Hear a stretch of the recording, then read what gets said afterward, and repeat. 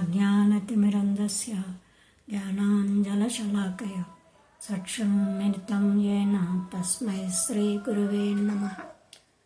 హరే కృష్ణ. ఇప్పుడు మనం అధిక మాసం గురించి తెలుసుకుందాం. ప్రతి 3 ఏళ్లకు ఒక్కసారి అధిక మాసం వస్తుంది. అటువంటి మాసానికి అధిక మాసం అని, మలమాసం అని, పురుషోత్తమ మాసం అని అనేక పేర్లు ఉన్నాయి. శుద్ధ పాడ్యం నుండి అమావాస్య వరకు వచ్చే మాసమే అధిక మాసం.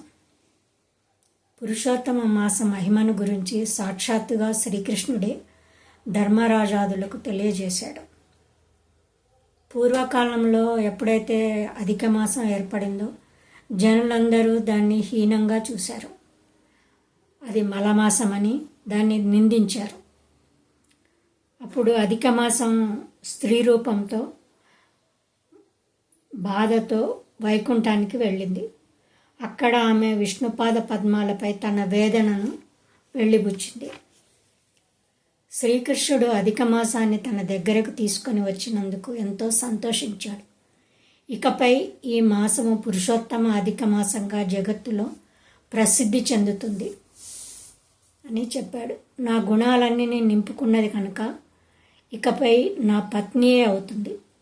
ఇకపై ఈ మాసము అన్ని మాసాలలో ప్రముఖమైనదిగా, కోరిన ఏ కోరికైనా తీర్చడంలో ఈ పురుషోత్తమ మాసము నాతో సమానంగా అవుతుంది.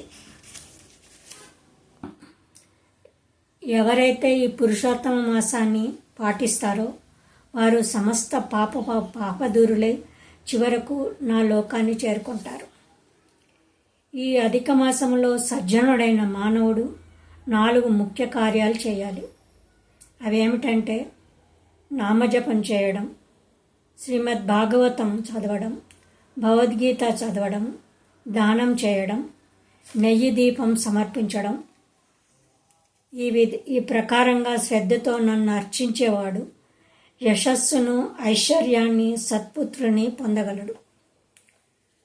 సుఖమయమైన జీవితాన్ని బడిసి చివరకు నా గోలోకధామాన్ని చేరుకుంటాడు అని చెప్పి శ్రీకృష్ణుడు పురుషోత్తమ అధిక మాసానికి ప్రత్యేక స్థితిని కల్పించాడు.